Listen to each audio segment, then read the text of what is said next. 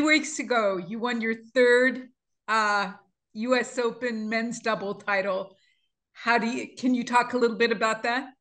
Yeah, absolutely. It was I don't even know if I have the words really, to be honest with you. It's my home Grand Slam. It's a tournament that I've been going to since I was 14 years old. I actually was there the first year that Arthur Ashe Stadium opened up as a kid, participating in Arthur Ashe Kids Day. I got invited. And to win that thing 3 times in a row and be the first team in the open era to do that, and just the way that it all happened, it's incredible. Just don't really have the words, and just truly just feel honored to be able to say that I've done it. Yeah. So, I watched the match, and the first few minutes of it, it looked like it was going to be a toss up, right? Yeah. Rohan and Matthew clearly had, some grip on the match at that point. At what point did you know, if at all, that you were going to win your third title? I don't think we ever knew. You never know until it's over, right? I mean, that's how these matches are. They can turn so fast. And I think the minute you start thinking that way is the minute it can potentially start to get away. But the thing I'll say is that we were in the exact same position 2 years ago in our first US Open. We were down a set. We got killed in the first set, 6-2. And it was, I guess that's where experience really helps. I don't think there was much panic. I think we both felt like we just, if we kept at it, like we were going to get our chance. We were only going to continue to improve. And I think, drawing on that experience that we had a couple of years ago was a huge reason we were able to stay in there and not feel like, oh my gosh, it's just getting away, because the exact same situation, happened a couple of years ago and we were able to get out of it. So that was a big deal for us.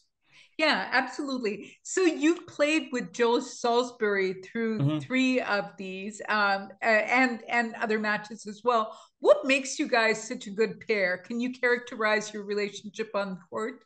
Yeah, sure. This is our fifth year actually of playing together. So I mean, this was which is a long time in terms of tennis terms. Teams and partnerships Right. don't generally last that long. So, I think there's a comfort with each of us that we have with each other, where they have, even when things are going badly, that we can find our way out of it. I think there's a level of communication and just familiarity that makes both of us play our best, especially in the biggest moments. And I think, probably one of the things I'm most proud of is, we've played 5 major finals together and we've won 4 of them, which is sort of shows that when we get to the ends of the biggest tournaments in the world, we do pretty well. And I think that's a lot to do with sort of how we are with each other on the court and how we can problem solve and be in tough situations and find our way out of it. Fantastic. This interview is obviously about you, but I wonder if you could just spend a couple of seconds and talk about Rohan Bapana and what it was like to go against him in this match, and where you see the trajectory of his career going. Is he a formidable force? I can absolutely talk about him. He's someone who I've known for a long, long time, 20, 25 years. One of my closer friends on tour. We actually share a physio.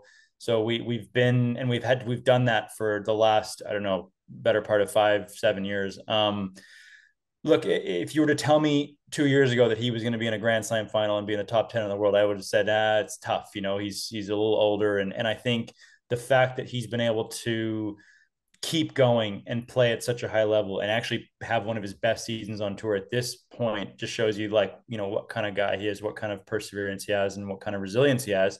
Um, and it's inspiring, genuinely. It's genuinely inspiring, I think, to most players, but for me, for sure, to see him be able to do that and play this well at this point in his career, after playing a long time, after being obviously a little older than most people, and just having the mental fortitude and strength to compete at that level. As far as where it goes from here, I don't know. I mean, like I said, I would have been dead wrong a few years ago. So, I'm not going to make any predictions, but I just hope that he keeps going, because I think it's a genuine credit to the game.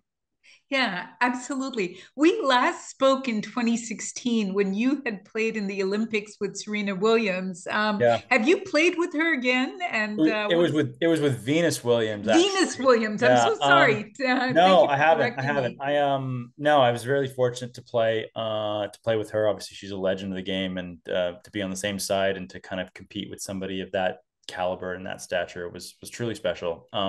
I haven't played with her since, and but she's still out there. It's amazing what she's doing. The same thing, just she's been on tour. I don't know for how many years, but just playing at a super high level, and yeah, it's pretty amazing to see. Yeah, yeah. So you've come up against some pretty tough challengers. Who have you not played against, and who is still out there that you want to be able to come up against? One, and it's not going to happen anymore. One really unfortunate one. I played on tour with Roger Federer since he Yeah. was playing until he retired, and I've never got to play him in a real match in singles or doubles. I've pretty much gotten to play everybody else that I would have ever wanted.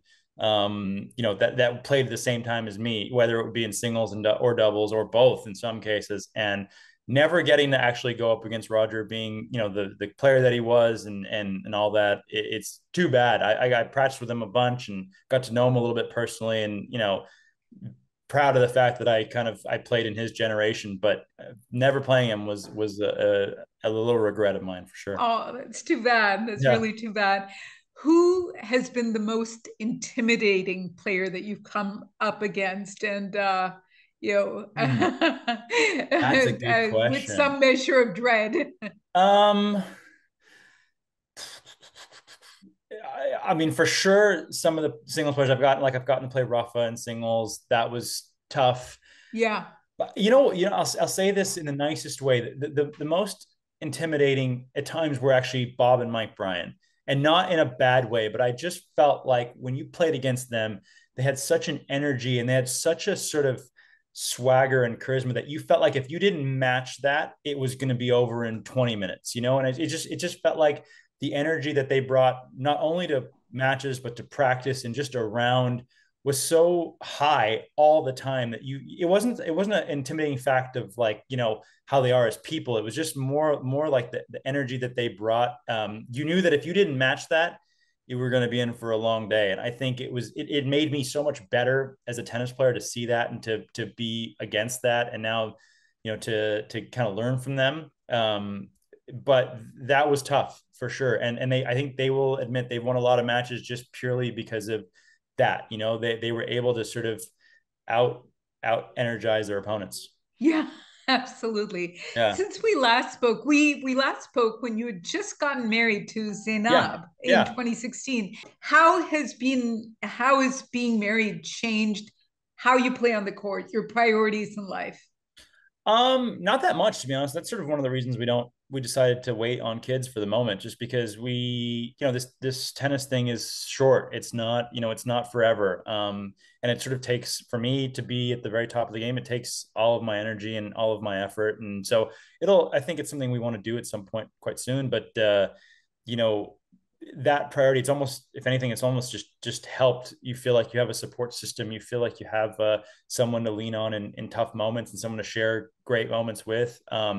But the priority of it hasn't really changed at all. And I think I credit my wife a lot to that, just because she appreciates how important it is to me, and how finite careers can be. It's not, you definitely have an end point. So yeah.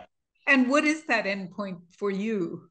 That's a great question. I don't have a number on it. I've always said I'm going to stop playing the minute I feel like, or the day that I feel like I can't improve anymore, and the day that I feel like it's not enjoyable anymore. So, when those things happen, I'll be very happy to walk away and know I gave it my best for as long as I did, as long as I could. But it's not there yet, and so I'm going to keep going as long as I can. Absolutely. What's your next major challenge coming up, and how are you preparing for that? There's still quite a few things left to go this season. As far as tournaments, and we have some big tournaments. We have the tour finals at the end of the year, which is a big event, which we actually won last year, so we're defending that title.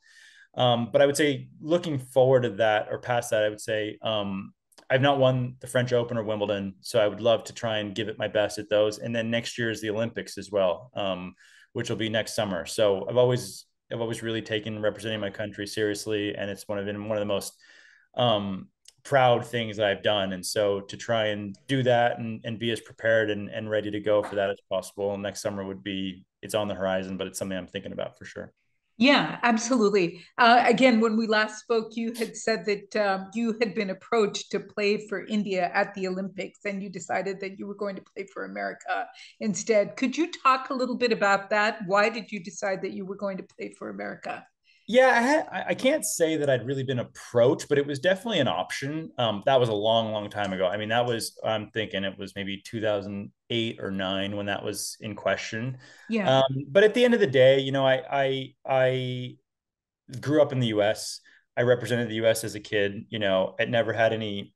My parents were citizens. I mean, they were obviously born and raised in India, but they'd moved here and they were citizens by the time I was born.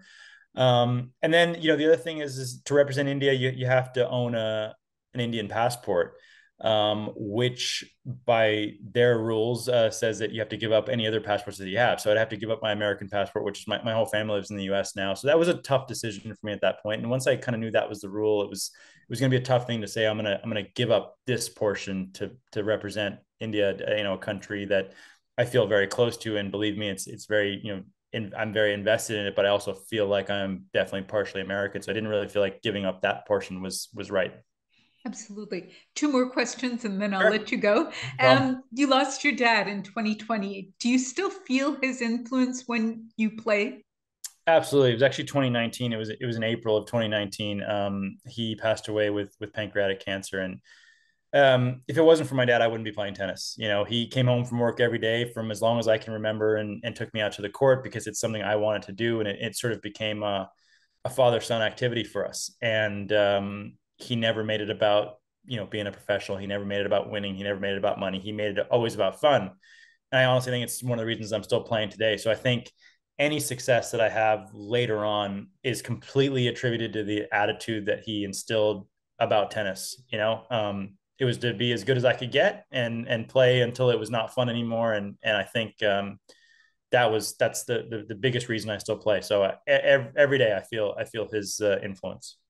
Fantastic. I wanted to conclude the conversation with asking you about the Rajeev Ram Foundation. Mm-hmm. Is it still going? And could you talk a little bit about your goals with the foundation? Sure. Yeah. So it started in 2009. It's still going. Yeah. We had a couple of goals. One is to help kids from Indianapolis, which is where I'm from, that have an interest in tennis, albeit in the recreational level or even the higher levels of being, collegiate or professional level. So we have a couple different grants based on your skill level and interest level that we do, which is really cool because I think if nothing else, tennis is gives kids a great option of something to do that is healthy, that maybe is outside, you're learning, you're playing with peers and all that. I think that's great.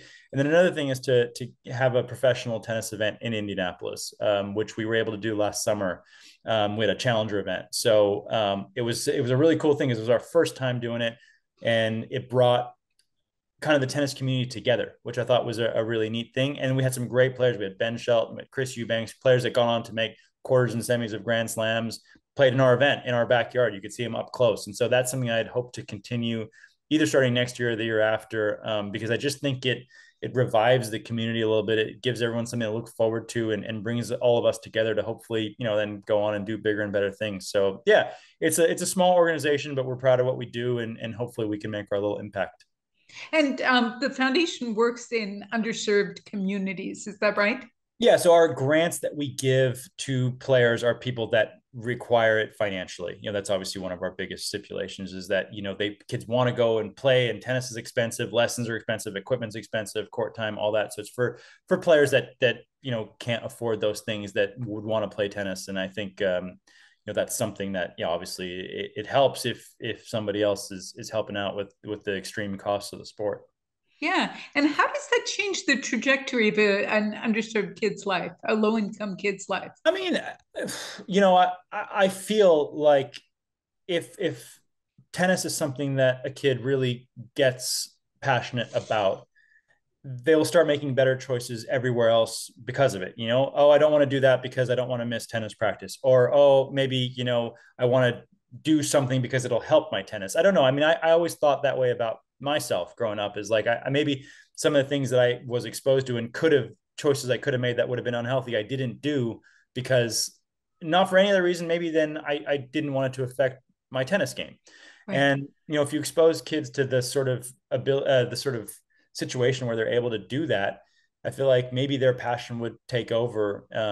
into them, into choosing tennis or choosing a sport of any kind, or over maybe some other extracurricular activities, let's call them, that can be less healthy. So I feel like sport is such a great way to remain healthy, to, both mentally and physically. And I feel like if you give more kids who maybe don't have the opportunity to play it that opportunity, that they're gonna thrive.